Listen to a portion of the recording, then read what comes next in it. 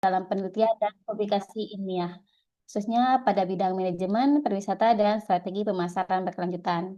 Kak Aryan juga eh, sudah publish penelitian di Sinta maupun jurnal internasional. Kak Aryan juga seorang akademisi dan peneliti. Dan pada webinar kali ini, Kak Aryan akan berbagi ilmu dan praktik eh, yang efektif dalam penulisan skripsi yang fokus menggunakan Mendeley. Teman-teman malam ini apakah menggunakan laptop untuk sesi Zoom kali ini? Atau Iya, ada yang sudah pakai laptop ya? Oke. Kalau gitu, apakah bisa kita mulai? Oh iya, sebelumnya saya mau memberikan saya mau memperkenalkan bahwa workshop ini merupakan kolaborasi antara Yayasan Saling Jaga Indonesia dan Ruang Kanca. Jadi nanti teman-teman kalau mau tahu informasi lengkap atau kegiatan relasi dan Ruang Kanca boleh dicari di Instagram. Itu @relasi Saling Jaga Indonesia dan @ruang kanca. Oke, kita lanjut ke sesi selanjutnya yaitu pemaparan materi oleh Kak Aryan. Kepadanya, Kak Aryan, apakah sudah siap?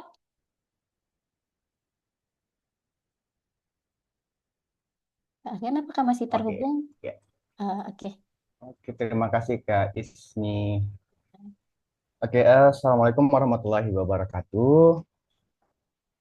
Waalaikumsalam warahmatullahi wabarakatuh. Baik, Eh, teman-teman yang udah gabung,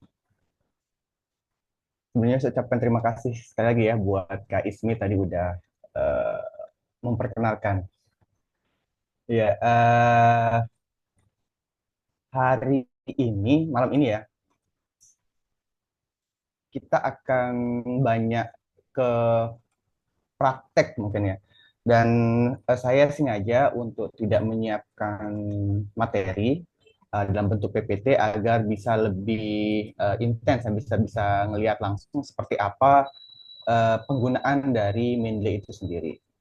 Karena saya nggak tahu ya, kalau pemahaman saya sampai saat ini, eh, Mendeley ini memang digunakan untuk membantu dan mempermudah teman-teman nanti dalam melakukan sitasi di penulisan artikel ilmiah ataupun skripsinya, yang mana akan memudahkan nanti dalam proses transparansi atau akurasi dalam penulisan referensi dan daftar pustakanya.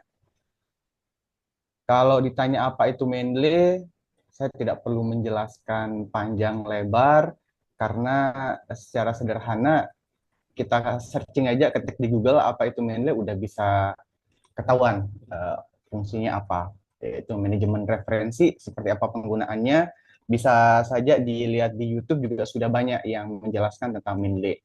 Kalaupun teman-teman sudah banyak mendengar, apakah hanya Mendeley saja untuk yang dapat digunakan untuk manajemen referensi?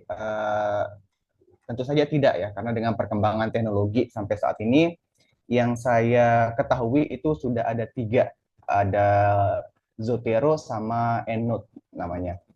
Nah, tapi yang paling umum dan lumrah dan sering saya temukan dan masih juga digunakan bahkan menjadi rekomendasi di setiap perguruan tinggi itu adalah penggunaan Mendeley-nya gitu. Sehingga uh, saya akan izin share screen dulu untuk mulai memperkenalkan seperti apa tampilan dari Mendeley itu sendiri, dan kita akan membatasi bahwa yang akan saya coba untuk praktekkan untuk harapannya bisa melekat ya di teman-teman tutorkan malam ini. Batasannya adalah bagaimana caranya kita memasukkan artikel yang akan menjadi referensinya teman-teman, merapikan referensinya, kemudian bagaimana edit secara manual untuk kebutuhan referensi atau daftar pusakanya nanti di Word-nya ketika teman-teman gunakan. Saya izin share screen dulu sebentar.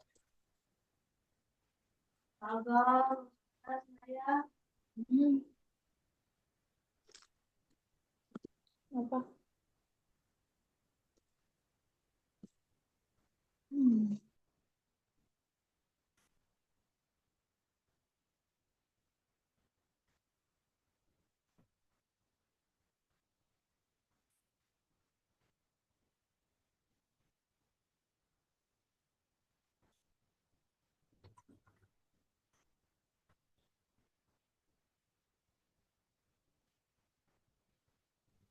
Sebentar. Apakah aman karya? Oh.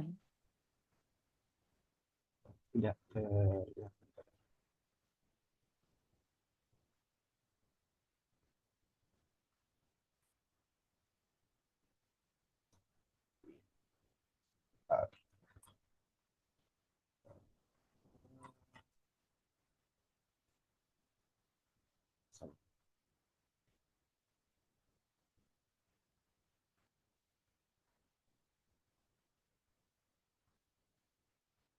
Terlihat Mendeley-nya nggak? Saya belum buka ternyata.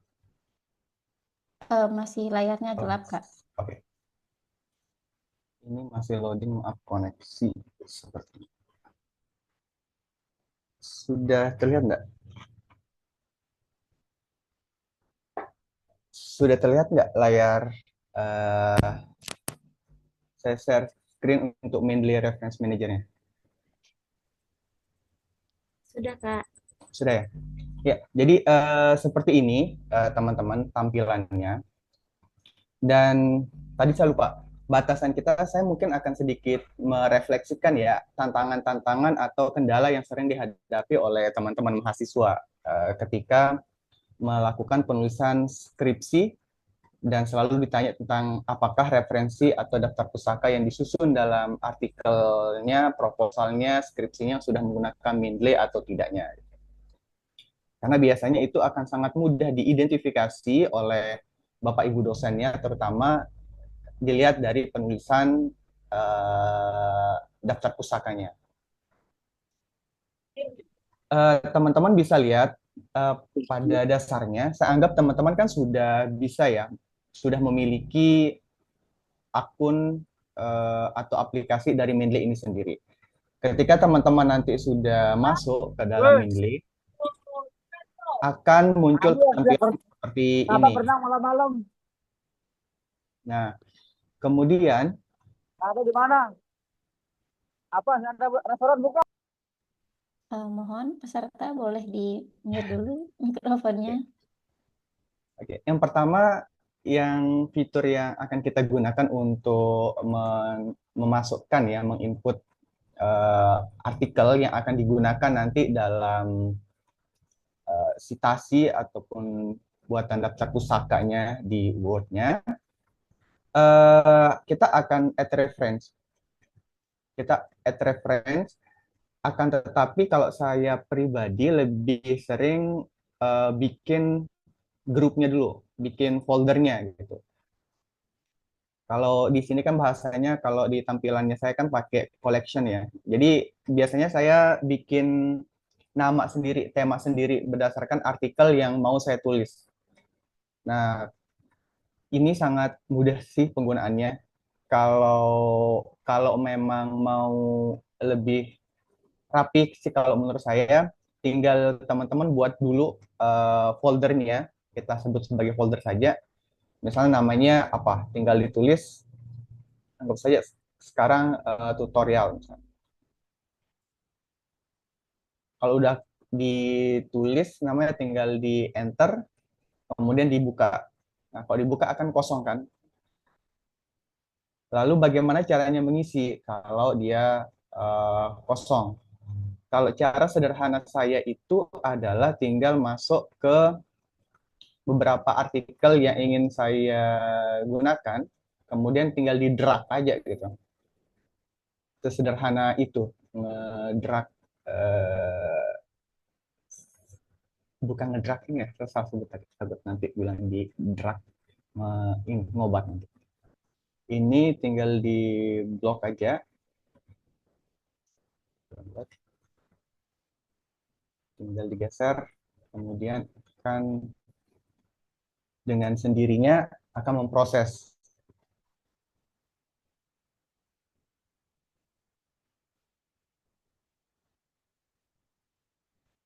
Nah, ini cara sederhana yang pertama. Dan kalau teman-teman lihat, ini, oh iya, ini kan terisi lengkap ya.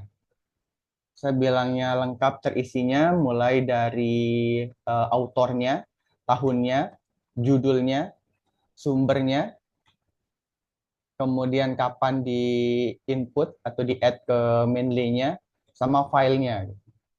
Nah, kalau di Mendeley, perlu dicek juga untuk memastikan artikelnya. Memastikan artikel ini adalah fitur yang harus terisi lengkap. Karena ini nanti yang akan ditarik oleh sistemnya si Mendeley ini untuk bisa muncul dengan rapi di daftar pustaka. Nah, kebetulan kalau teman-teman menggunakan artikel yang bereputasi atau bisa dikatakan yang terjamin, maka di Mendeley ini secara otomatis akan terisi sendiri dari artikelnya dengan menarik saja gitu. Akan tetapi kalau ada beberapa jurnal juga yang metadatanya itu tidak lengkap, sehingga bisa saja data yang muncul di sini itu tidak terisi lengkap, sehingga nanti akan mempengaruhi dalam proses penarikan metadatanya untuk kebutuhan daftar pusaka. Misal kita lihat contoh di all reference saya ada nggak ya? Yang belum lengkap, misal ini. Nah, ini kan belum lengkap ya, referensinya di mana. Ini tinggal diklik saja. Ini ada beberapa yang belum lengkap. Nah, kalau yang belum lengkap ini, teman-teman bisa edit secara manual. Nah, nanti biasanya teman-teman akan menemukan kalau saat konsultasi sama dosen, kalau ada yang kurang lengkap, pasti akan diminta edit secara manual dari artikel yang digunakan. Jadi kalau sudah masuk di Mendeley, tinggal diklik aja filenya, kemudian Bukan ke Mendeley, Mendeley. kemudian di read, nanti dia secara otomatis akan muncul juga artikelnya.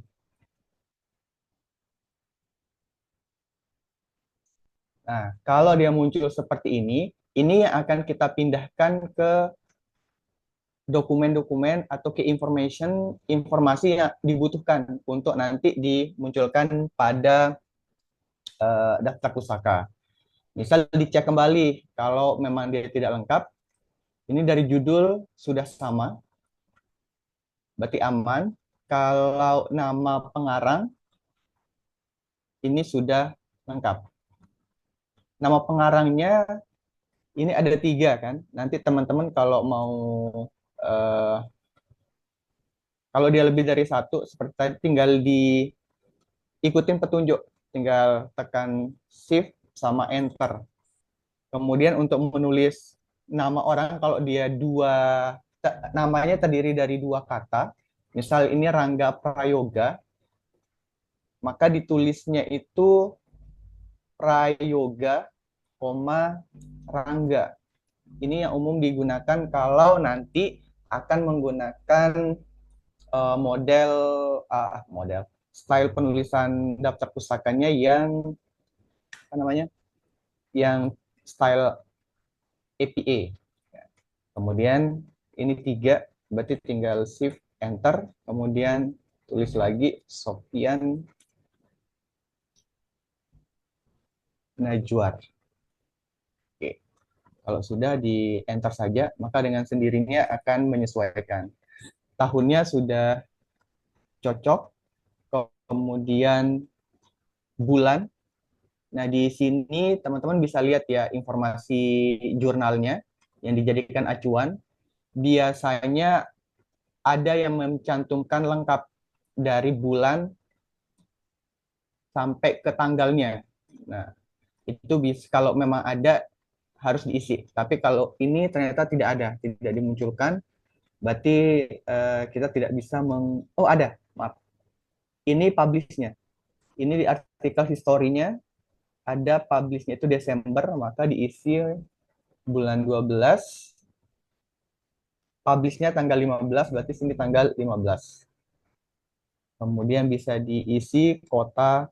Ini kota adalah kota tempat jurnal ini diterbitkan. Apa istilahnya? Lokasi jurnalnya. Dia ada di mana? Nanti bisa dilihat di apa namanya web dari jurnal itu sendiri. Kalau di dalam filenya belum ada, nanti bisa di skip dulu. Institutionnya juga kalau dia ini ada di webnya, nanti kita lihat. Halamannya sudah terisi, language-nya juga bisa diisi. Nah, kalau saran saya diupayakan kalau teman-teman nanti menggunakan basisnya artikel, itu upayakan yang memiliki DOI. Karena ini akan sangat membantu untuk memastikan kredibilitas mungkin ya sebutannya. Kredibilitas memastikan kalau artikel yang teman-teman gunakan itu memang benar teman-teman sudah dapatkan dan bisa dibaca karena aksesnya sudah jelas. Kalau sudah ini udah selesai keisi, dia akan otomatis kesimpan sendiri. Habis itu tinggal tinggal keluar saja dari filenya.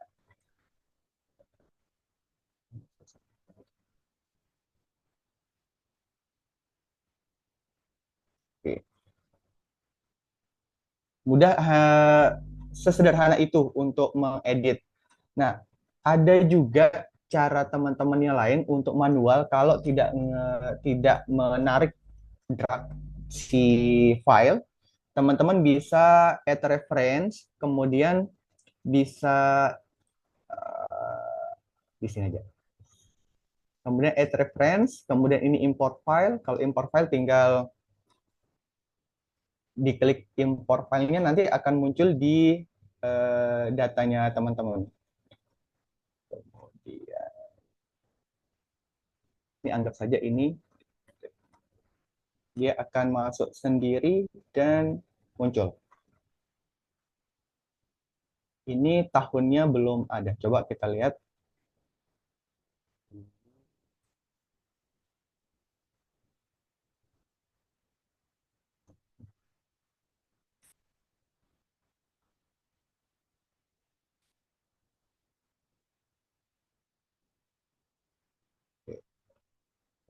Saya pilih tadi salah filenya.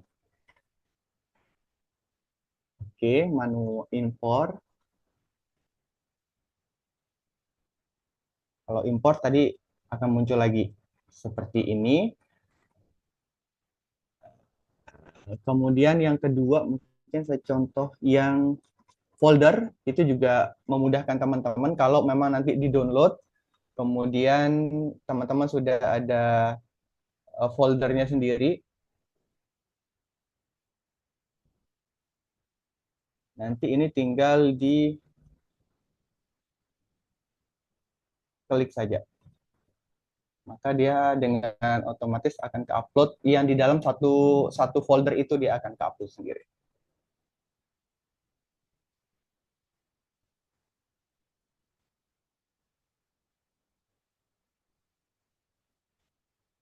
Saya salah. Ternyata file screenshot data ini bukan. Jadi dia akan ke input sendiri. Jadi teman-teman harus perhatikan juga file yang ada di dalam foldernya itu artikelnya atau bukan. Kalau teman-teman menemukan hal yang seperti ini, karena dia akan sangat berpengaruh nanti ketika searching-nya teman-teman. Searching-nya teman-teman di dalam penulisan artikelnya. Sehingga ini teman-teman harus pilih.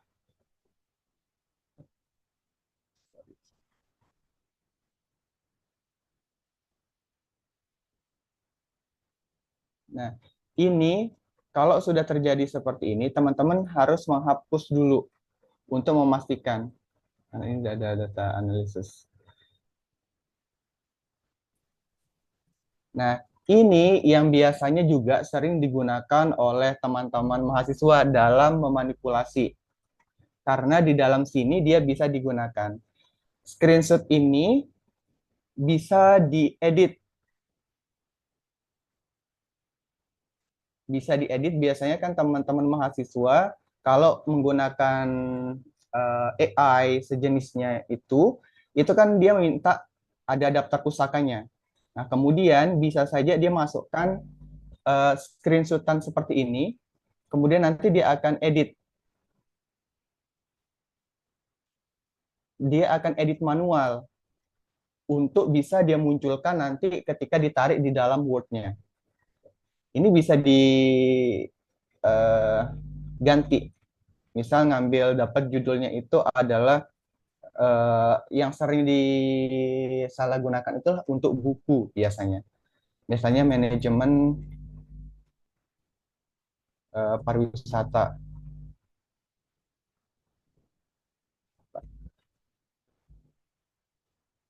Atau paling sering juga yang sering ketahuan itu adalah buku metodologi penelitian. Jadi nanti dia tinggal tulis aja nama pengarangnya, misalnya anggap saja Pratama Aryan, sesuai dengan yang ada di AI, yang diberikan referensi yang di AI. Biasanya banyak yang memanipulasi ini untuk bisa ketarik, padahal dia belum pernah baca artikelnya atau dia tidak memiliki artikelnya. Dan itu biasanya akan kedetek nanti kalau dia ada atau tidaknya DOI-nya seperti itu. Kemudian kenapa DOI itu penting? Karena kalau teman-teman dapat dari beberapa artikel, kalau di artikel yang dari jurnal yang sudah bagus metadatanya dan di jurnal yang mencantumkan DOI ini di setiap artikel. Di setiap artikel. Dia cantumkan DOI-nya ini di setiap artikel, itu akan memudahkan teman-teman nanti kalau misalnya tidak mendownload artikelnya itu. Agak lama.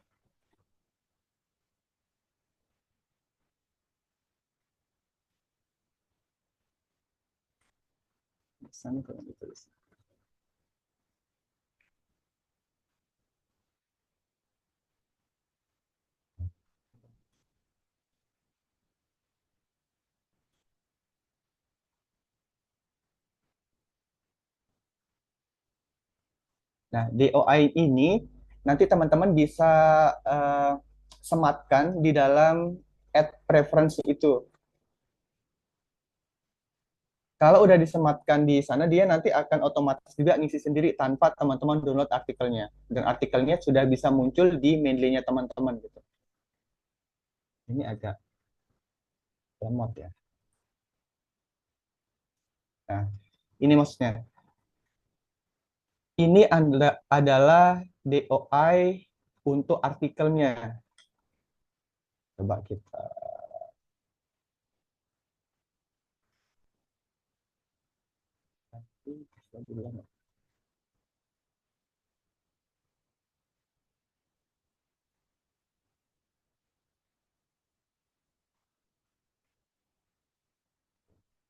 ini DOI di artikelnya.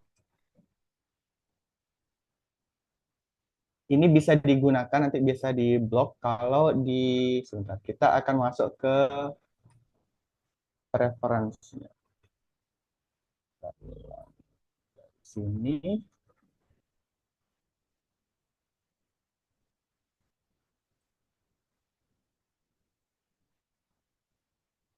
Nah, kalau ini create preference without PDF, artinya kalau tidak ada, cari yang manually.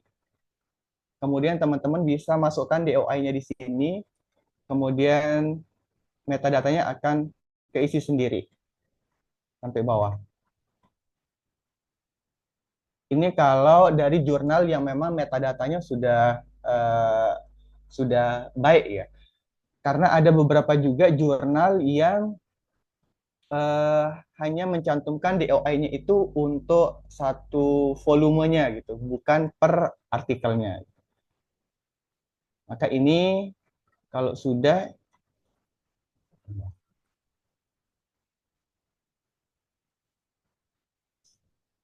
Jadi kurang lebih seperti itu yang diisi.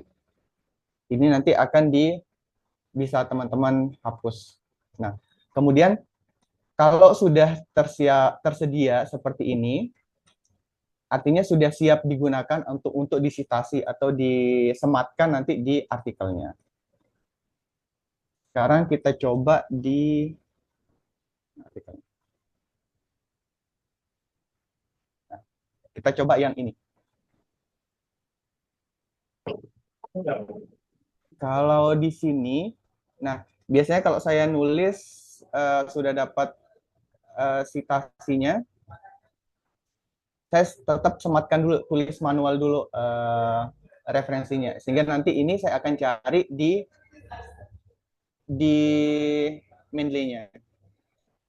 Kalau sudah terkoneksi Mendeley-nya, maka tinggal ini udah langsung connect ya Mendeley-nya dengan sistem. Kemudian yang dipastikan bentuk citasi yang akan kita gunakan, mau IEEE atau yang umum digunakan di penulisan skripsi itu adalah yang APA, yaitu American Psychological Association.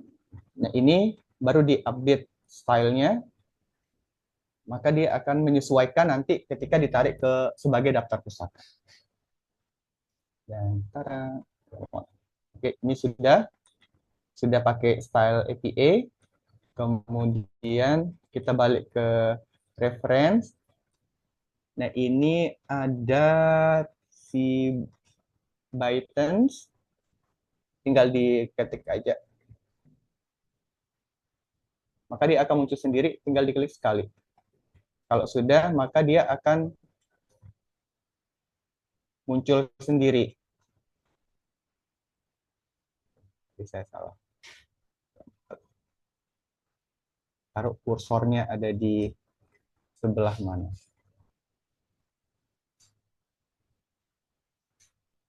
Dan dia akan keidentifikasi kalau teman-teman sudah pakai Mendeley atau belum. Nah, misal ini sudah ada secara sistematis sudah menggunakan Mendeley. Dia akan berbeda kalau belum menggunakan Mendeley. Dia tidak akan muncul seperti yang tadi. Ini. Ya. Lalu bagaimana caranya kalau ini 2? Nah, kalau dia 2, tinggal kita ketik saja namanya, ini Sisi Saputra.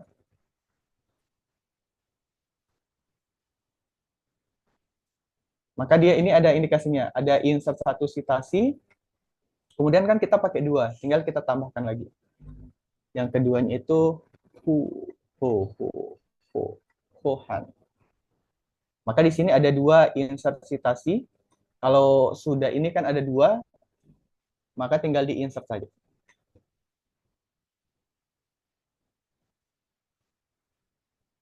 Dan dia akan secara otomatis menyesuaikan urutannya. Walaupun di sini saya tulisnya adalah Saputra dulu 2021, kemudian Ho 2025, dia akan menyesuaikan urutannya tidak sesuai abjad. Jadi si Ho dulu, baru dia si Saputra. Karena sesuai abjad, H dulu baru S. Secara urutannya.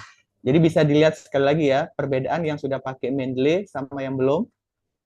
Ini belum. Nah, ini tinggal, kalau udah ini tinggal dihapus. Baru ini udah. Nah, kalau sudah seperti ini, kita coba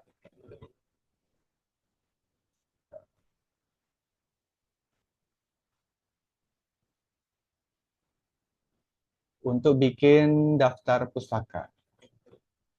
Saat ini pustaka. Jadi teman-teman tinggal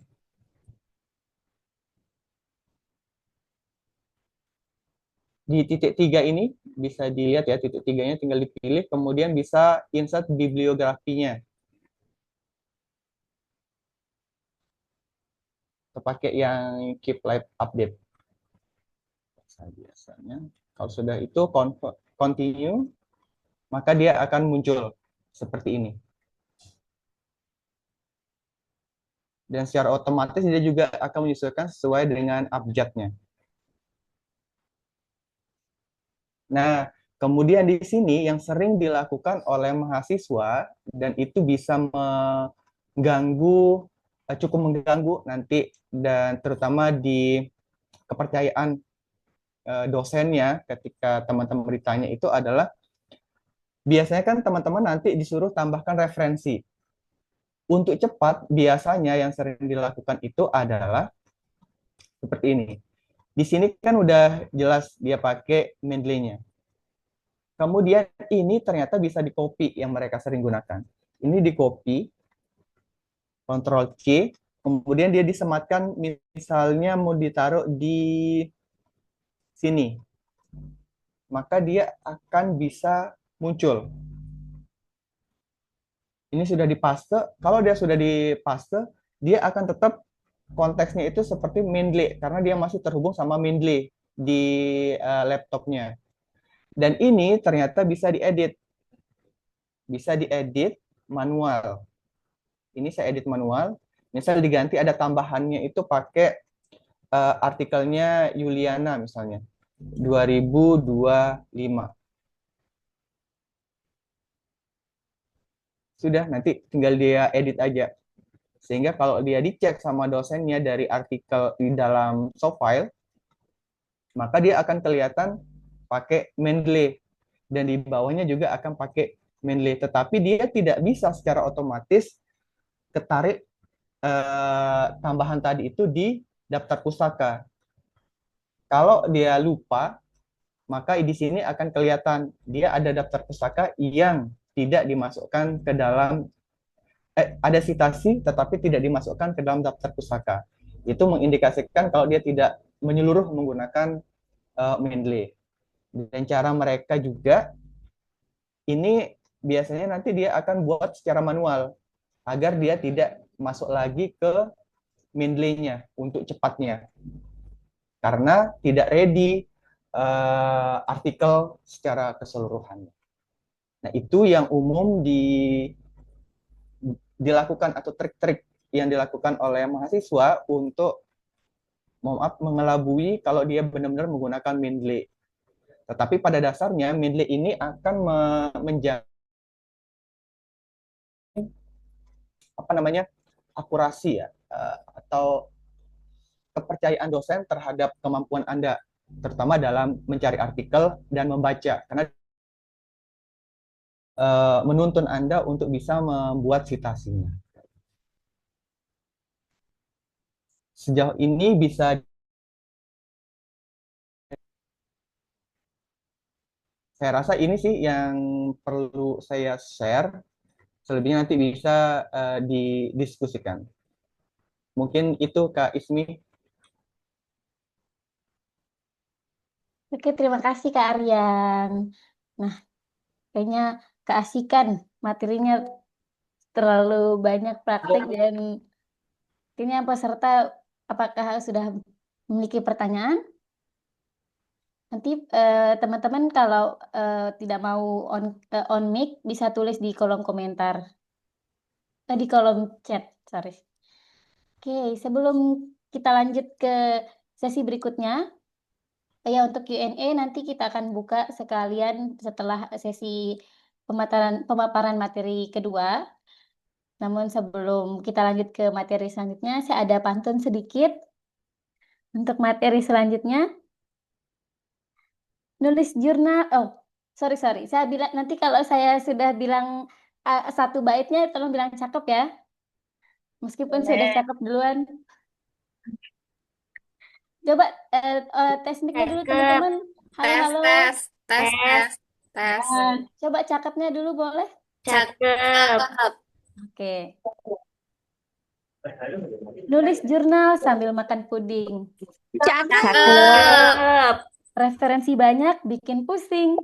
Cakep. Untung ada Bu Dewi yang cerdik. AI dipakai nulis jadi asik. Cakep. Asik.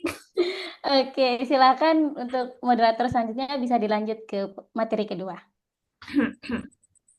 Baik, terima kasih Kak Ismi. Oke, Assalamualaikum warahmatullahi wabarakatuh dan selamat malam semua. Waalaikumsalam warahmatullahi Masih wabarakatuh. Selamat malam. masih semangat kan?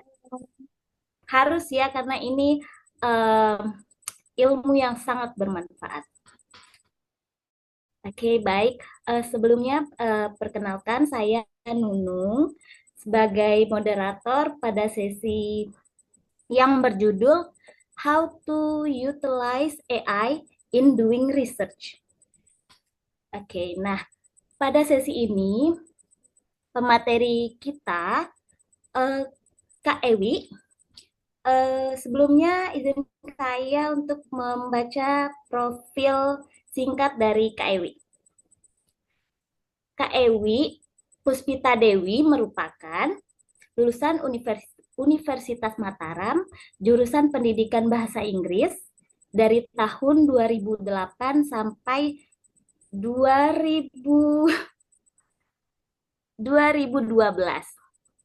Dan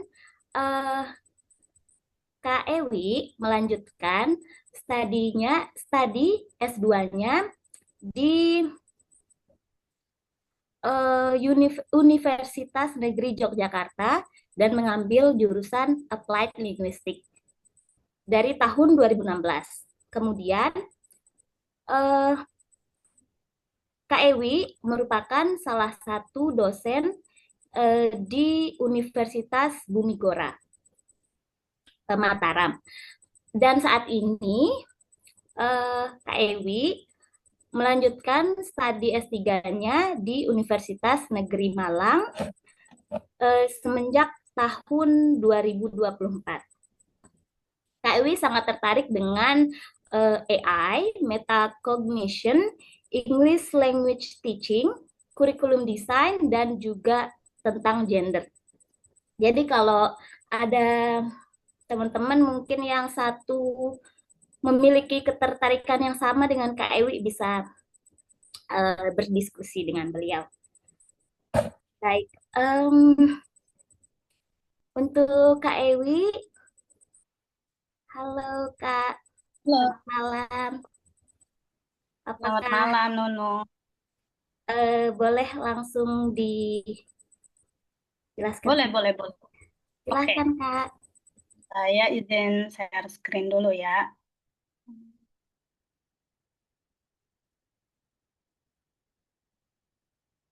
Oke, apakah sudah terlihat? Sudah terlihat ya? Sudah Kak. Oke, kita mulai. Selamat malam semuanya. Assalamualaikum warahmatullahi wabarakatuh. Selamat malam. Waalaikumsalam warahmatullahi wabarakatuh. Pada malam hari ini kita akan bahas atau sharing beberapa hal. Jadi di sini adalah ruang belajar. Jadi kalau misalnya ada beberapa yang kurang sinkron bisa diberikan saran terhadap saya. Saya juga masih belajar. Jadi pada hari ini teman-teman kita semua akan belajar terkait dengan bagaimana sih memanfaatkan AI dalam riset dengan etik dan juga dengan bijak begitu. Adapun yang akan kita bahas pada malam hari ini ada beberapa poin, yaitu bagaimana mendapatkan reputable journals, karena tidak semua jurnal juga bisa bagus untuk di refer ya, bagus untuk diacu. Kemudian bagaimana sih untuk cara melihat konsep mapping, bagaimana kita bisa melihat gap dan novelty melalui AI. Kemudian ChatGPT for brainstorming, paraphrasing, proofreading, citation management, dan plagiarism checker. Ini semua akan dibahas terkait dengan penggunaan AI. Oke, kita akan mulai dari introduction. Tapi sebelum itu, teman-teman kayaknya sudah berapa banyak AI yang digunakan dalam penulisan referensi, dalam penulisan penelitiannya, teman-teman mahasiswa. Mungkin ada yang mau share? Atau hanya ChatGPT mungkin ya? Oke, saya akan lanjutkan saja. Sebelum saya akan mulai ke penggunaan AI-nya, saya ingin menekankan di sini adalah AI is essential, but reading is more crucial. Jadi AI itu sebenarnya penting ya, tapi baca itu adalah hal yang paling krusial gitu. Jangan hanya AI-nya yang dikuasai, tapi tidak baca gitu. Jadi nanti udah bagus-bagus skripsinya, tapi pas ditanya penguji tidak bisa menjawab. Sehingga yang paling penting yang kita mau tekankan di sini adalah baca gitu ya. Reading is more crucial. Jadi kenapa reading itu penting gitu? Karena ketika over reliance on AI, it is very dangerous. Dia akan sangat berbahaya. Kalau misalnya semua ditulis menggunakan AI, semua tulisannya menggunakan AI, padahal dia tidak tahu mana jenis jurnal artikel yang dituju gitu. Karena kita tahu sekarang kita bisa cek juga kalau mahasiswa itu kita bisa cek dengan AI checker. Jadi tidak bisa mengelabui dosennya juga ya. So that's why both itu sangat penting. Kedua AI dan baca reading itu sangat digunakan secara harmoni gitu. Jadi kalian baca dulu, jangan di ChatGPT dulu curhat gitu, tapi harus baca dulu. Nah, sebelum ke AI-nya, saya ingin sharing terkait dengan bagaimana sih cara mendapatkan artikel yang bereputasi gitu. Karena kadang sekarang tidak semua artikel itu bereputasi. Banyak juga artikel-artikel yang ya gitu, yang kita tahu di Indonesia banyak sekali. Jadi untuk melihat bahwa kredibilitas dan reliabilitas dari jurnal itu akan bergantung akan represent to the content itself gitu, bergantung merepresentasikan di mana dia terbit gitu. Jadi ada 3 hal di sini yang mungkin teman-teman bisa acuh selain Google Scholar. Google Scholar is very familiar, I think, for all us. Jadi for all students is very familiar Google Scholar. Nah, selain itu, teman-teman bisa juga melihat di sini ada namanya Scopus. Itu adalah salah satu international reputable journals yang bisa diacu. Teman-teman misalnya kalau ada yang mau dicarikan boleh sebut aja ya. Misalnya saya kasih contoh nih, ini saya sudah masuk di Science Direct. Science Direct itu juga bagian dari Scopus. Teman-teman bisa login sebenarnya. Di sini nanti tinggal misalnya tulis gitu, misalnya sesuai dengan topik masing-masing. Ada yang mau dicarikan, salah satu bisa sebut, kalau nggak ada saya pakai contoh yang ini ya. Misalnya penggunaan AI di English Language Teaching, karena itu konsentrasi saya.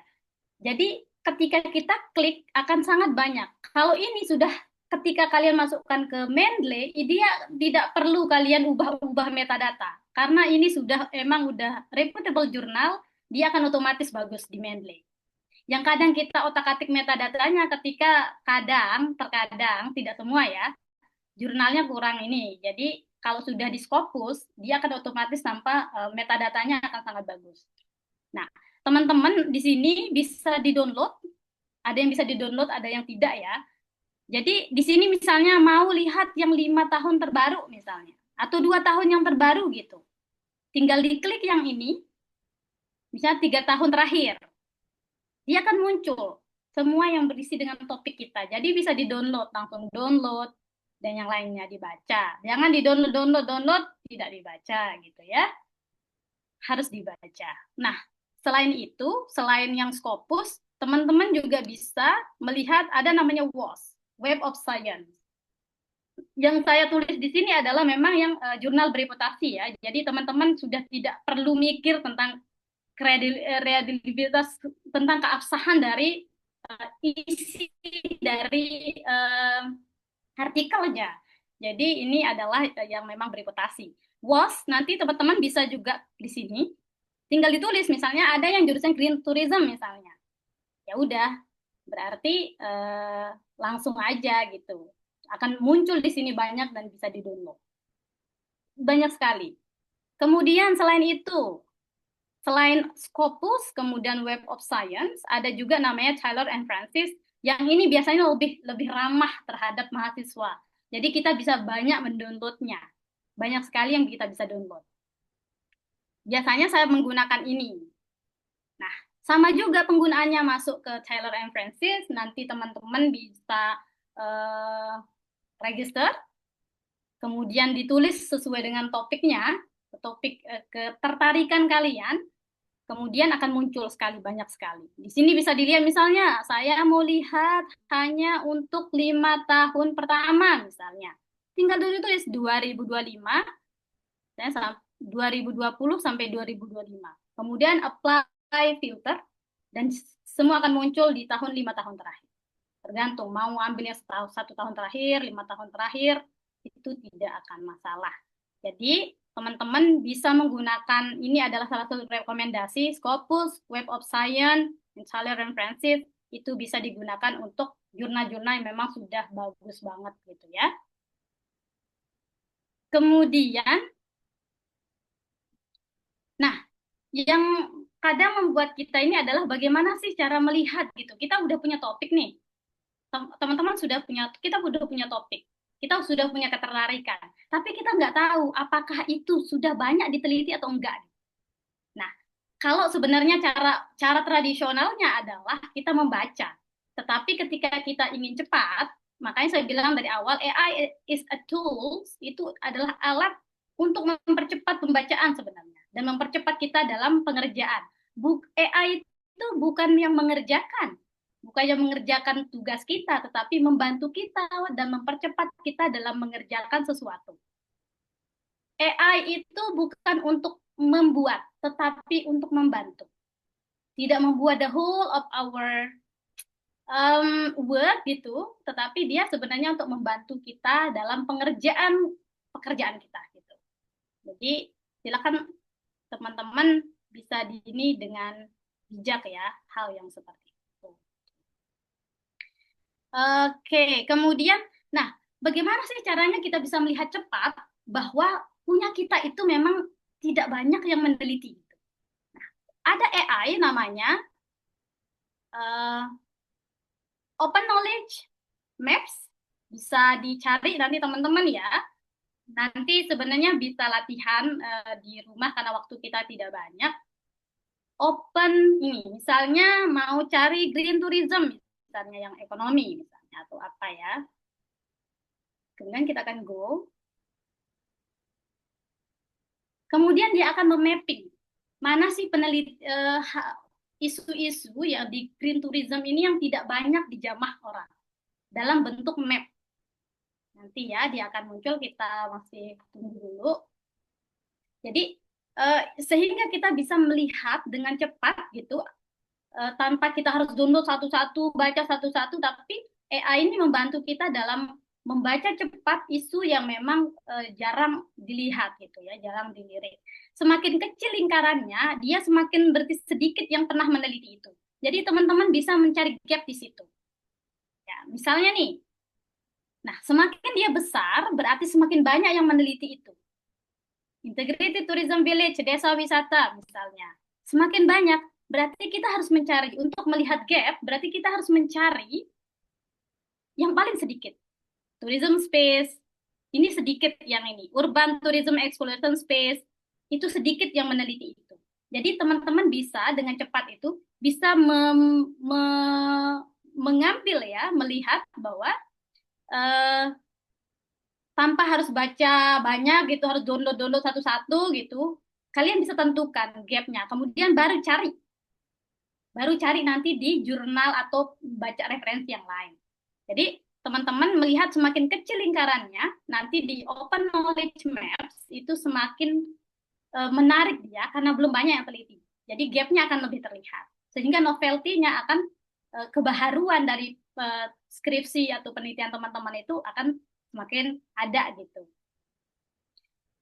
Selain Open Knowledge Maps, itu ada juga yang bisa kita pakai sebenarnya. AI itu banyak ya sebenarnya teman-teman. Jadi bisa juga memakai connected paper. Bisa menggunakan itu seperti ini. Misalnya seperti tadi green tourism misalnya. Kita build paragraf. Dia juga akan muncul nanti. Intinya semakin kecil lingkaran itu, berarti itu nanti yang kalau bisa teman-teman cari gitu. Nah, ini namanya connected paper. Jadi dia terkoneksi. Teman-teman juga bisa langsung download ya. Artikelnya langsung bisa di-download. Seperti ini. Nah, ini banyak sekali. Semakin dia jauh nanti, lingkaran itu semakin kecil dan jauh, berarti itu gapnya bisa semakin bagus untuk untuk mencari gapnya. Semakin jauh dan semakin kecil, nanti teman-teman bisa lihat, bisa diklik misalnya ini siapa sih yang nulis gitu. Teman-teman langsung bisa download. Jadi ini akan sangat memudahkan bagi mahasiswa untuk mengerjakan skripsi. Jadi tidak ada alasan sekarang bilang nggak ada ini, nggak terakses dengan referensi. Tidak, sangat banyak. Jadi nanti teman-teman bisa langsung klik mana yang tertarik, misalnya judulnya yang mana, langsung di sini ada PDF, langsung bisa di-download. Semua isu yang terkait dengan green tourism akan muncul di sini. Dan semua bisa di-download. Jadi akan semakin memudahkan buat mahasiswa, mempercepat sih sebenarnya, mempercepat mahasiswa untuk membaca dan menulis. Jadi AI ini sangat bermanfaat. Namanya connected papers ya. Bisa nanti selain yang tadi open knowledge maps, teman-teman bisa menggunakan juga connected papers. Nah, selain itu ada juga namanya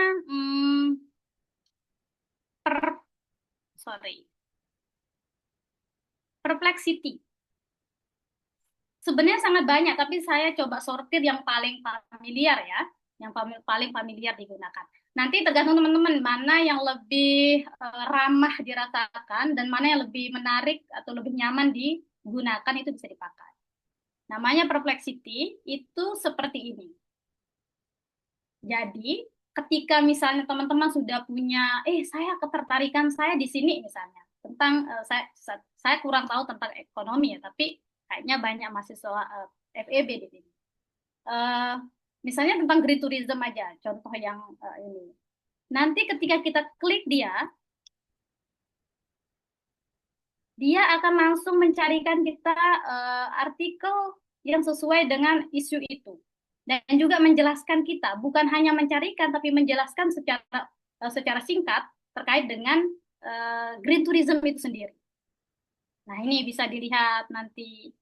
Kemudian apa sih green tourism gitu? Misalnya kita belum terlalu familiar dengan itu. Apa sih green? Dia akan memberikan definisi, memberikan penjelasan secara singkat terkait dengan topik yang kita cari. Gitu. Dan kemudian kalau mau cari lebih lanjut nanti bisa diklik di sini. Oke, itu yang untuk konsep mapping ya. Oke. Kemudian kita akan lanjut ke gap dan novelty. Nah, kan kita sering ditanya nih sama dosen kita, apa sih gap penelitianmu gitu? Apa novelty-nya? Kalau nggak punya gap ya nggak ada novelty gitu kan ya. Nah, bagaimana kemudian cara kita mencari gap dengan cepat menggunakan AI? Kita bisa gunakan namanya SciSpace. SciSpace ini adalah salah satu AI yang bisa kita gunakan untuk mempercepat pembacaan dan bisa langsung kita juga melihat gap-nya apa, result-nya apa secara singkat. Kemudian limitation-nya apa, kemudian kira-kira rekomendasinya apa, bisa kita lihat di namanya SciSpace. Teman-teman bisa lihat di sini. Kalau sudah masuk nanti bisa register di SciSpace. Saya kira ini sangat bermanfaat karena waktu saya kuliah kemarin beberapa semester yang hektik itu sangat membantu. Ketika kita diminta review artikel sama dosen, ini sangat membantu. Walaupun kita harus cross check lagi, baca artikel yang sebenarnya. Nah, kemudian kita akan menuju ke sini. Nah, nanti teman-teman di bagian sini itu ada pilihannya, bisa diketik. Misalnya apa sih gap dari penelitian ini gitu. Gap di masing-masing artikel ini. Masukin dulu artikel, nanti teman-teman bisa coba. Karena kalau kita latihan kayaknya sangat terbatas ya waktunya. Jadi saya hanya memberikan ruang bahwa ini namanya teman-teman bisa eksplorasi dan elaborasi nanti di rumah. Jadi kita upload dia, misal mau 30 artikel juga bisa sekaligus. Jadi akan terbentuk tabel nanti. Kemudian kita akan misalnya apa gap dari artikel ini. Dia akan memberikan kita secara singkat. Dan kita akan lebih terbantu untuk membaca. Ya. Jadi itu ini. Kemudian apa sih metode yang digunakan di sini? Dia akan memberikan juga limitation-nya apa, tergantung ini nanti kalian bisa ini. Kemudian misalnya result-nya apa, rekomendasi untuk penelitian selanjutnya apa. Itu sangat penting untuk melihat gap. Eh, tapi teman-teman udah yang semester 5 ini udah tahu gap ya? Tadi saya dengar ada yang semester 5. Aku gak Iya, ingat. Kak Nyoman. Ya panggilannya Kak Nyoman ya, kalau nggak salah. Iya. Yang teman-teman yang sekarang sedang semester 5 tahu kan gap itu apa gitu. Jadi kalau gap itu kalau secara sederhananya sebenarnya satu isu, gap itu adalah space yang kita harus isi yang belum diisi orang lain dengan satu isu. Contoh sederhana misalnya ya, contoh sederhana itu misalnya ISMI misalnya, menurut ISMI 2025 ini penelitiannya menyatakan bahwa faktor perceraian terjadi karena ekonomi misalnya. Kemudian si Nunung menyatakan 2024 bahwa faktor perceraian itu karena tidak ada cinta misalnya. Kemudian si Salsa, karena Salsa muncul di sini. Si Salsa bilang 2024, 2025 perceraian terjadi karena agama misalnya. Nah, kita ingin melihat perceraian itu terjadi karena tidak setiaan misalnya ya. Nah, itu namanya gap. Jadi ruang kosong yang kita isi. Jadi kalau misalnya teman-teman mau deketin cewek, ya cari yang kosong hatinya gitu ya. Gapnya di situ, cari gap. Jangan cari yang sudah berisi gitu. Itu menyalahi aturan dalam kode etik. Nah ini ya, kode etik penulisan artikel atau penelitian gitu. Jadi carilah yang memang ada gapnya kira-kira yang kosong gitu, yang kosong, yang belum diteliti oleh orang lain. Itu yang harus ditekankan ya. Jadi begitulah gap. Nah, bagaimana untuk mengetahui gap? Ya dengan cara baca yang ini. Baca, kemudian masukin misalnya artikel-artikel yang relate ke penelitian kalian. Misalnya mau membahas tentang perceraian tadi, perceraian artis yang sangat banyak, apa sih faktornya? Itu kan masalah ya, misalnya. Apa sih penyebabnya gitu. Kalau julid kan beda ya dengan yang akademik ya. Kalau julid kan, ya gitu. Tapi kalau yang namanya akademisi, dia akan berpikir bahwa kenapa ini bisa terjadi? Apa sih masalahnya? Kira-kira apa solusinya? Itu yang ini. Jadi SciSpace ini sangat saya rekomendasikan kalau saya pribadi berdasarkan pengalaman saya sebagai mahasiswa, sangat membantu kita untuk melihat gap dan novelty. Jadi kalau udah gap ada, novelty-nya akan kelihatan. Nggak ada gap ya nggak ada novelty. Gitu. Itu ibarat ini, gap sama novelty itu ibarat sebuah pasangan yang nggak bisa bertepuk sebelah tangan. Dia hanya akan gap doang gitu ya, tapi nggak punya novelty gitu ya, nggak bisa, dia akan selalu berdampingan. Sepasang, kekasih gitu. Jadi teman-teman bisa mencoba nanti SciSpace ini, bisa dilihat misalnya saya ingin lihat apa sih future recommendation dari peneliti yang artikelnya ini. Dia akan langsung menarik dan memberikan kita jawaban. Jadi itu sangat membantu. Jadi dari future recommendation itu kita bisa mengemas sebuah penelitian yang unik. Oke, oke selanjutnya itu oke lihat lagi. Ini masih setengahnya, tapi oke saya cepatin ya. Nah, penggunaan ChatGPT ketika brainstorming itu sangat penting kalau saya. Tapi untuk curhat dengan ChatGPT, kalian harus punya ide. Jangan curhat dengan ChatGPT, kalian nggak punya, it's totally kosong gitu, nggak ada idenya. Dia akan melenceng. Tapi ketika kalian sudah punya mapping, gitu, punya ide, dia akan sangat membantu. ChatGPT itu akan sangat membantu kita untuk brainstorming, bukan untuk writing. Not to write the whole of your work, tapi dia ngebantu kita untuk ya membantu kita brainstorming atau juga ya parafrase masih bisa dipakai ya. Tidak sekaligus buatkan saya skripsi dengan judul reng-reng, jadilah sebuah skripsi. Pas ujian ditanya apa maksud dari ini, nggak tahu, ChatGPT yang nulis. Itu kan sangat fatal ya. Jadi teman-teman saya bilang gunakanlah dengan bijak. Walaupun sekarang di Scopus kita masih bisa menggunakan ChatGPT, diperbolehkan kok kita menggunakan ChatGPT, tapi sesuaikan dengan proporsi. ChatGPT sesuai dengan proporsi. Jangan semuanya ditulis dengan ChatGPT. Saya mau latihan, tapi tidak ada waktu kayaknya. Saya mau coba salah satu ini, tapi kayaknya masih beberapa materi saya selesaikan dulu. Hmm, bentar ya. Nah, kemudian kadang kita bingung cara parafrase. Paraphrasing itu kan sebenarnya bisa dibantu juga dengan AI, tapi nggak semua dong. Semua dibantu AI, parafrasenya semua AI. Terus isinya semua tulisan orang, diparafrase langsung. Itu kan bukan parafrase ya. Itu jadinya memparafrase satu artikel, kemudian ditulis ulang. Itu pernah terjadi. Jadi jangan lakukan itu adegan berbahaya ya, jangan dilakukan. Walaupun sebenarnya parafrase itu sangat membantu, teman-teman bisa menggunakan Quillbot, tapi sebenarnya tergantung kalau berbayar kalau premium di semua AI ini, kalau premium dia akan lebih canggih. Ketika dia berbayar, ketika dia gratis kurang pinter ya. Jadi sekarang untuk pinter segala hal kita harus cuan ya, harus ada premium, dia harus premium. Otak premium kayak gitu ya, otak premium harus baca gitu. Jadi AI yang premium pun akan berbeda kualitasnya dibandingkan yang gratis.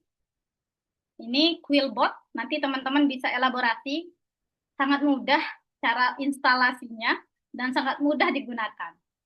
Kalau misalnya nih, saya udah buka Quillbot ya. Misalnya di sini saya ingin memparafrase salah satu kalimat, misalnya this research misalnya is done misalnya in bla bla bla misalnya. Nah, saya ingin memparafrase dia menjadi kalimat lebih akademik misalnya. Bisa. Dia akan menjadi lebih akademik. Biasanya this research is conducted, biasanya akan lebih akademik. Bahasa-bahasa yang akademik. This study is conducted.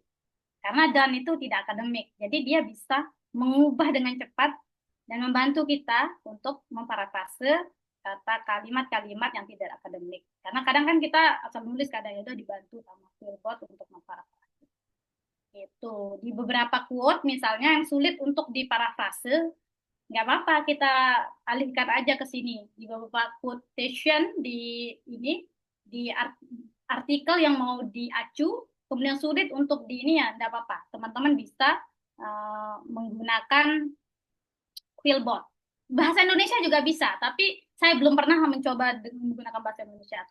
Apakah akan ini atau enggak ya.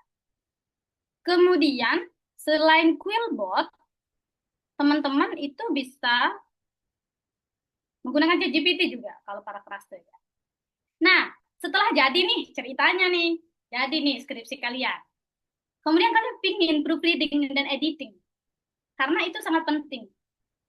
Ketika di proofread, dia akan menjadi lebih optimal gitu ya, lebih optimal bahasa kalian, struktur kalimat kalian menjadi lebih akademik dan yang lain-lain. Itu akan sangat berpengaruh. Jadi teman-teman bisa menggunakan proofreading, menggunakan ini. Kalau yang orang bahasa Inggris pakai Grammarly, Quillbot yang tadi juga bisa untuk ini dalam bentuk banyak. Ada namanya WordTune juga. Di sini saya perkenalkan saja ya. Saya memperkenalkan banyak biar ada pilihan. Teman-teman bisa memilih dan ini nanti mencoba gitu ya. Nah, ini namanya WordTune, bisa digunakan. Misalnya ini salah nih. Salah grammarnya. Ya bisa diperbaiki sama dia. Kayak sangat memudahkan kita. Jadi sekarang itu yang kita pikirkan adalah konten. Grammarnya sembari kita belajar bisa dipoles oleh AI. Tapi kita juga harus tetap belajar ya. Tidak hanya dipoles semua tanpa otak kita kosong ya. Itu namanya over reliance on AI is very dangerous. Itu sangat berbahaya. Jadi bijaklah dalam menggunakan AI. Oke, kemudian sebentar, saya pindah sedikit. Citation management tadi sudah dijelaskan sama Kak Aryan ya. Bisa ada juga namanya Mendeley, EndNote, Zotero, itu bisa dipilih. Pilihan itu pilihan. Seperti banyak orang yang mendekati kalian, kalian bisa pilih yang mana yang kalian nyaman gitu. Ya ini bisa Mendeley, EndNote, Zotero, yang mana yang kalian merasa nyaman digunakan ya pilih dia, pilih itu. Jangan pilih yang tidak sesuai. Kemudian plagiarism checker. Nah, setelah tulisan teman-teman semua jadi, kan sekarang kayaknya di universitas itu wajib juga menggunakan plagiarism checker ya. Jadi sebelum ujian harus dicek plagiat untuk ininya, skripsinya. Jadi itu akan terlihat dari mana kalian ngambil, dari mana kalian copy paste, itu akan terlihat di namanya ada Turnitin, ada juga plagiarismdetect.or.net, ada namanya Meisei Random Plagiarism, tapi yang paling valid biasanya digunakan ada Turnitin. Cuman kelemahannya sekarang, Turnitin ini bisa diotak-atik. Jadi misalnya plagiarism check kalian itu ada 80% bisa dikurangi dengan AI. Makanya ya yang bisa meneguh kita adalah kejujuran diri sendiri ya dalam hal ini, karena ketika ada ini juga akan ada ini. Jadi Turnitin itu biasanya yang paling sahih digunakan kalau dalam bahasa ini, yang paling absah digunakan untuk mengecek plagiat tulisan teman-teman atau tulisan kita semua. Jadi terasa cukup, karena saya ingin menekankan satu hal lagi, yaitu kita mencoba, saya juga mengingatkan diri sendiri, gunakanlah AI dengan bijak. Sangat banyak sekali AI sangat banyak sekali variasinya, teman-teman bisa manfaatkan dengan baik, bukan dimanfaatkan dengan hal-hal yang tidak baik, manfaatkan dengan baik, karena AI itu membantu bukan membuat. Jadi itu saja. Kemudian saya akhiri dengan kata AI is essential, but reading is more crucial. Jadi reading, AI membantu. Jangan AI, nggak reading, otak kosong. Susah itu nanti dibantai pas ujiannya. Jadi reading, baca, kemudian dibantu AI. Oke, itu aja. Terima kasih banyak semuanya. Semoga bermanfaat apa yang kita share pada malam hari ini. Assalamualaikum warahmatullahi wabarakatuh. Waalaikumsalam warahmatullahi Waalaikumsalam warahmatullahi wabarakatuh. Terima kasih banyak atas semua materinya Kak Ewi. Ada kata yang sangat kuingat. Gunakanlah AI dengan bijak. AI is esensial ya tadi ya Kak. AI is essential, but reading is more crucial. Ingat ya semuanya. Oke, nah kita lanjut ke sesi Q&A.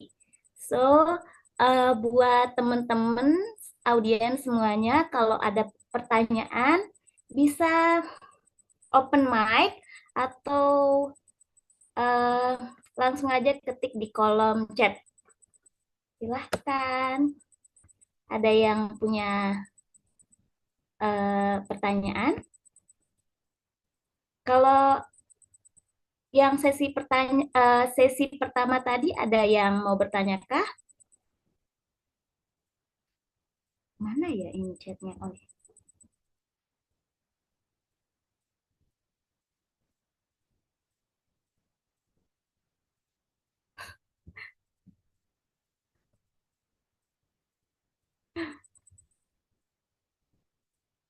Oke, siapa di audiens yang di sini? Boleh kok open mic-nya. Kak, udah naikin tangan tapi karena mungkin sama dengan background kuning-kuning nggak kelihatan ya raise hand-nya. Oke, yang siapa tadi yang angkat tangan? Aku. Kamu mau bertanya? Pertanyaan titipan ini. Oh ya, silahkan Bu bertanya kepada siapa? Untuk kedua pematerinya. Oh ya, baik, silahkan Kak Ismi.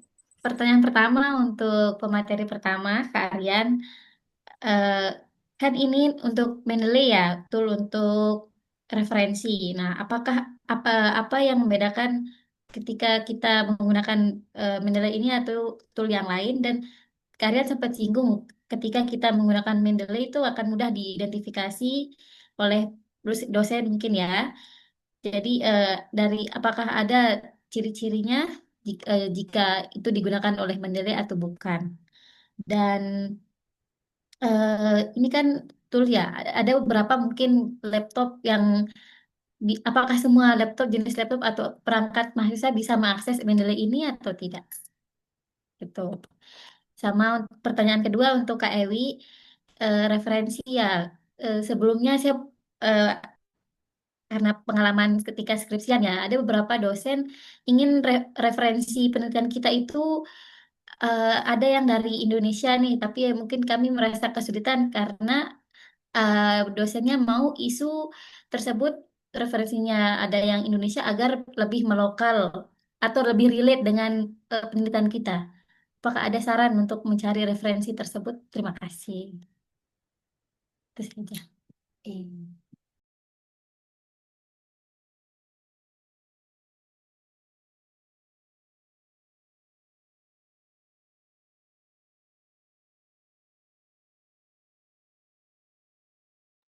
Siapa yang duluan menjawab?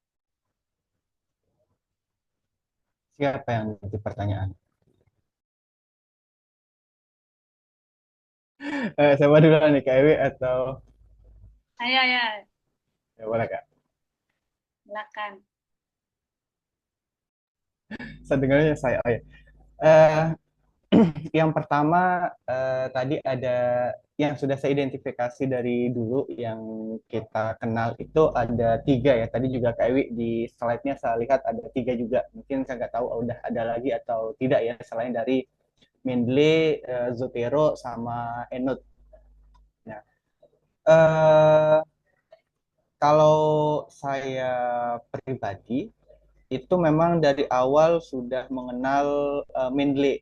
Jadi lebih dahulu mengenal Mendeley dan dari saya lupa ingat juga sepertinya Mendeley itu yang pertama untuk manajemen reference dan kenapa itu sering digunakan selalu menjadi rujukan karena dia memang yang pertama mungkin ya yang diperkenalkan untuk konteks penulisan ilmiah. Kemudian yang kedua itu kalau teman-teman perhatikan untuk membuat akun di Mendeley itu udah connect ke Elsevier. Itu jurnal bereputasi dan itu koneksinya ke Scopus. Nah, itu akan sangat memudahkan dan sangat membantu para akademisi. Karena untuk uh, pengindeks indeks dari setiap tulisan itu bisa terindeks langsung dengan Scopus. Jadinya bisa secara sistem itu bisa kedetek gitu. Sehingga itu jauh lebih menguntungkan. Jadi satu kali pakai sudah bisa terkoneksi ke Scopus karena Scopus masih menjadi rujukan atau acuan paling tinggi ya untuk karya ilmiah gitu. Kalau Zotero ini generasi baru juga gitu. Maksudnya setelah Mendeley itu pada dasarnya prinsipnya sama, penggunaannya sama, akan tetapi dari beberapa review teman-teman yang menggunakan Zotero itu ada beberapa fitur tambahan yang sering digunakan, yaitu kalau di Zotero itu bahwa setiap paragraf kalimat yang kita blok itu bisa diatur fiturnya itu pakai translate. Jadi yang bahasa Inggris itu bisa langsung ke translate ke bahasa Indonesia dalam konteks membacanya. Jadi membacanya itu bisa langsung kelihatan dua-duanya disandingkan antara bahasa Inggris sama bahasa Indonesianya. Itu sih yang referensi yang saya dapatkan dari teman-teman yang menggunakan Zotero. Tapi saya pribadi belum menggunakan Zotero karena pertama sudah nyaman dengan Mendeley. Terus kalau download lagi, install lagi itu menurut saya agak ribet ya. Karena cepat sekali perkembangannya dan versinya berubah-berubah terus. Kemudian dia akan kaitannya sama ada istilahnya di sistem itu ada plugin. Pluginnya itu harus connect sana sini juga sehingga bisa mengoptimalkan perannya gitu. Sehingga kalau saya ngerasa dari awal sudah nyaman pakai Mendeley, ya pakai Mendeley saja. Kalau EndNote itu biasanya saya dulu kenal EndNote itu saat di industri. Nah, nanti mungkin teman-teman bisa sambil searching juga. Karena dulu saya sempat dengar di quality control sama dokumen kontrol khususnya di industri itu menggunakan EndNote untuk mengatur ini. Tapi kalau di penulisan artikel ilmiah saya pribadi ya itu belum menggunakan EndNote. Kaitannya kemudian yang ketiga ya, yang kaitannya sama apakah semua laptop itu bisa, pada dasarnya semua laptop bisa menginstal dan menggunakan Mendeley maupun Zotero serta EndNote gitu. Akan tetapi kalau memang mereka kan cepat sekali update-nya versinya gitu. Dan versinya itu akan sangat berpengaruh, semakin tinggi versi keluaran terbarunya akan berpengaruh kepada apa namanya ya, laptop, kualifikasi laptopnya. Biasanya dia akan mengikuti gitu. Misal ada beberapa yang harus di-upgrade juga di laptopnya sehingga bisa menggunakan yang terbaru. Tapi kalau memang bisa pakai yang lama, masih fungsinya sama, pakai yang lama juga nggak masalah. Kalau Mendeley sekarang sebenarnya ada pembaruan, ada 2 model. Ada yang Mendeley desktop sebutannya sama Mendeley universal. Dan itu lebih kepada teknis instalasinya, tetapi manfaatnya itu sama. Mungkin itu sih kalau dari saya, Kak Ismi. Salam sama yang nitip pertanyaan. Terima Yes, kasih Pipi. Kakak Aryan atas jawabannya. Salam sama yang nitip ini ya pertanyaan. Kok nitip sih? Oke. Selanjutnya Biar lebih Ewi. Pertanyaan yang tadi sebelum kayaknya ada di kolom chat juga ya, tapi saya jawab dulu yang pertanyaan tadi terkait dengan yang local base atau Indonesia. Teman-teman bisa menggunakan sinta.kemdikbud, kemudian cari saya apa mau dipraktikkan. Bentar ya. Boleh saya praktikkan sebentar biar atau Boleh. nanti kalau misalnya yang mau yang bagus tetapi juga teman-teman mau yang Indonesia gitu, bisa nanti cari di sinta.kemdikbud.go.id, kemudian nanti cari Sinta 2 dan Sinta 1, itu sudah akan sangat bagus ya. Di sinta.kemdikscientech sekarang namanya. Internet saya lagi bentar.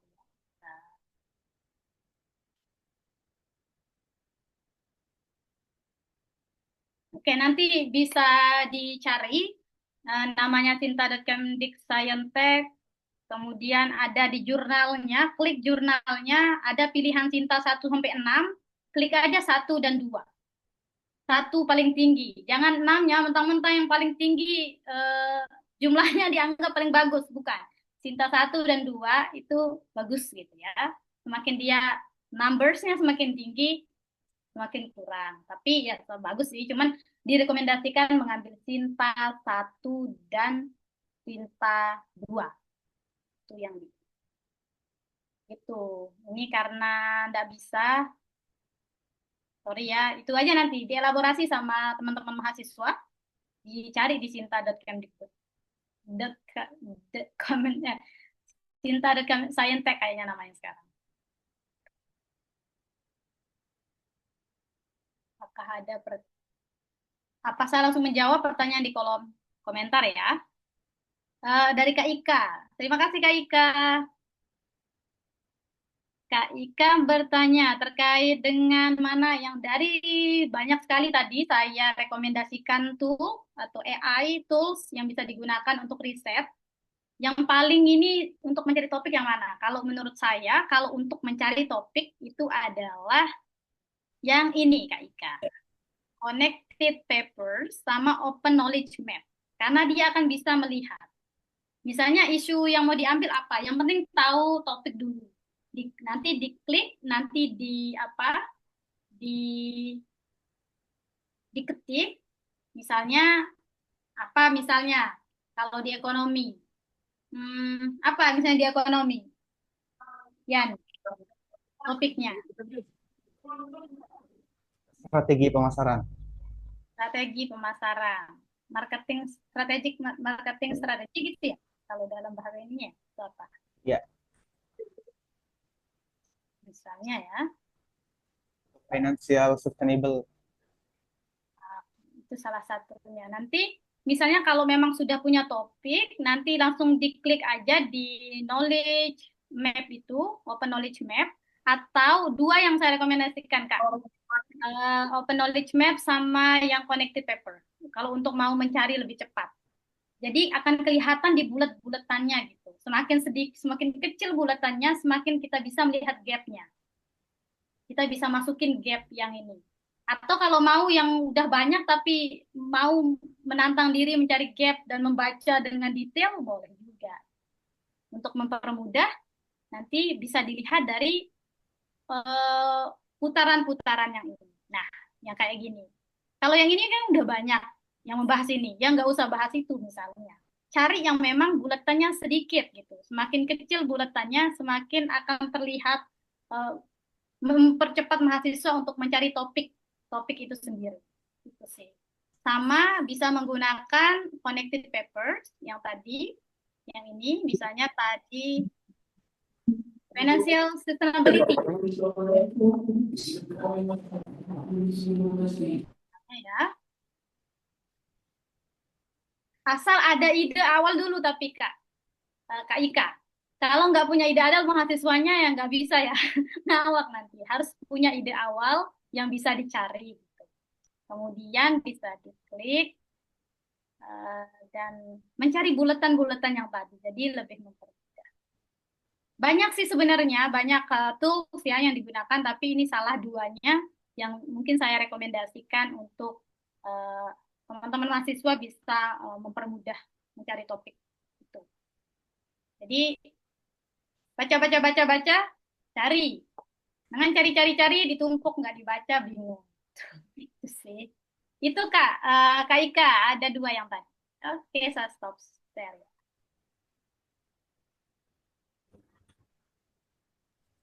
Ada juga pertanyaan buat Kak Arya dari Kak Ika. Oke, siap. Ya, dari Kak Ika, makasih Kak Ika. Ini kaitannya sama Mendeley itu harus di-download atau tidak ya? Tadi sudah saya, kalau tidak salah ingat, saya juga sudah menjelaskan tadi di awal ya, kalau add reference-nya itu bisa manual atau yang sudah di-download. Nah, kalau yang manual itu biasanya paling mudah kalau menggunakan artikel yang memiliki DOI. Jadinya tinggal copy DOI-nya, kemudian masukkan ke add preference yang manually gitu. Nanti tinggal dimasukkan di DOI, maka dia akan langsung keisi sendiri dan itu udah bisa digunakan gitu. Pun kalau tidak ketemu DOI-nya, nanti bisa yang tadi saya tunjukkan ya, asal aja masukin misal gambar atau screenshotan yang kayak tadi, itu bisa masuk nanti diedit manual. Nah, itu biasanya cara-cara nakal ya sebagai mahasiswa dulu, karena biasanya kan tidak menemukan buku, terutama ya buku tidak menemukan, jadinya hanya foto covernya saja kemudian dimasukkan ke Mendeley, ternyata bisa memastikan kalau bisa ketarik gitu.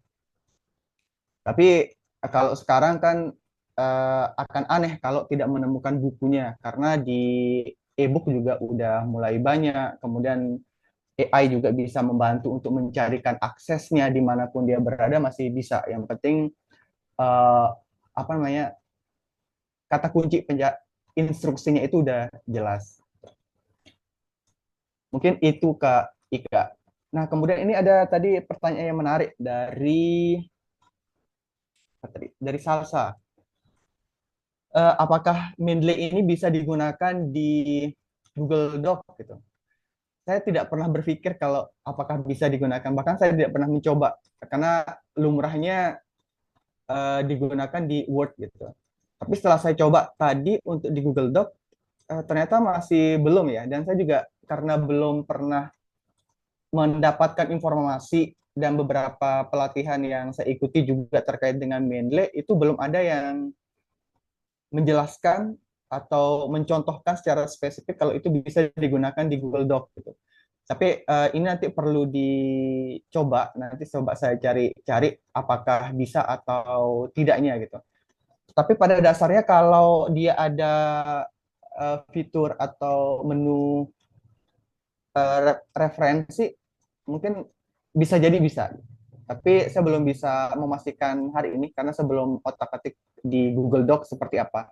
Dan belum juga saya temukan teman yang sudah menggunakan Mendeley di Google Doc. Mungkin itu. Oh iya, tadi ini di pertanyaannya Kak Ika ke Kak Dewi itu kan kaitannya mencari judul.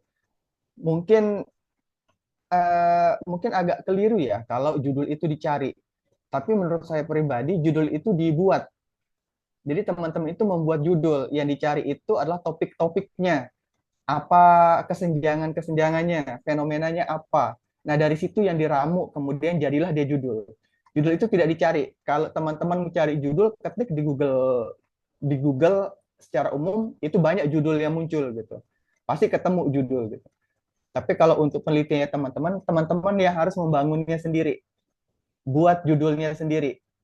Tidak perlu mencari. Yang dicari itu topiknya, kesenjangannya, keterbaruannya mungkin yang dicari dengan menggunakan AI.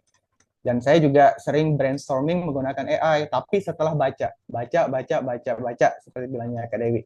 Baca apa yang diingat di kepala, tulis di chat GPT paling sederhana, kemudian instruksikan, coba disusun ulang kalimat saya buat dia menjadi lebih sistematis, karena saya pengen berbicara tentang topik apa. Nanti dia akan evaluasi, cross-check yang mana yang sesuai, mana yang tidak sesuai. Sehingga itu teman-teman bisa pilih mana yang mau diambil, mana yang tidak. Mungkin itu dari saya, Kak Ismi dan Kak Nunu. Oke, terima kasih Kak Aryan dan Kak Ewi. Give applause, please. Oke, untuk sesi Q&A-nya saya rasa sudah selesai ya. Dan saya cuma mau mengingatkan sedikit, jangan lupa untuk follow Instagram Relasi dan juga Ruang Kancah. Kalau relasi, Instagramnya relasi.salingjagaindonesia dan untuk Ruang Kancah, ruang.kancah. Oke. Dan sesi selanjutnya gimana ya Ismi? Kita fotoan dulu. Ya, kita sesi dokumentasinya sekarang, Kak. Mungkin mulai teman-teman yang lain on cam dan dipakai background-nya.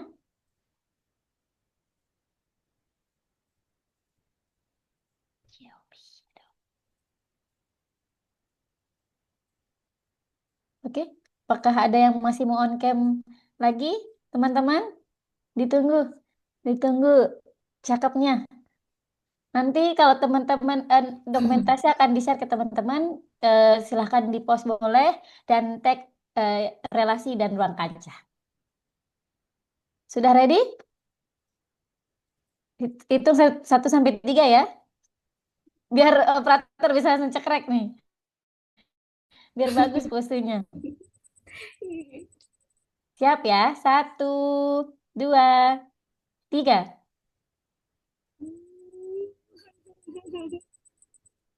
Lagi? Lagi. Mau sampai berapa kali? Lagi. Buang foto aja ya, cukup. Dua aja. Oke, sekali lagi ya. 1, 2, 3. Oke. Aman operator? Sudah aman ya? Oke, teman-teman, sebelum kita akhiri sesi kita malam ini, teman-teman boleh mengisi reflection, ada linknya di kolom chat. Dan jika ingin mengakses ulang materi malam ini, bisa dicari di YouTube-nya Relasi. YouTube-nya boleh diberitahu operator channel Relasi, apakah namanya sama Yayasan Saling Jaga Indonesia, agar teman-teman yang lain bisa mengakses. Oke. Dan jika ada pertanyaan lebih lanjut yang mungkin belum sempat ditanyakan, boleh menghubungi akun Relasi Saling Jaga dan Ruang Kaca juga. Oke, terima kasih untuk malam ini, teman-teman. Terima kasih untuk waktunya. Kita sudah di penghujung acara, penghujung sesi. Sampai ketemu, sudah selesai nih ya? Apakah ada yang masih mau disampaikan lagi, kakak-kakak? Sebelum kita tutup?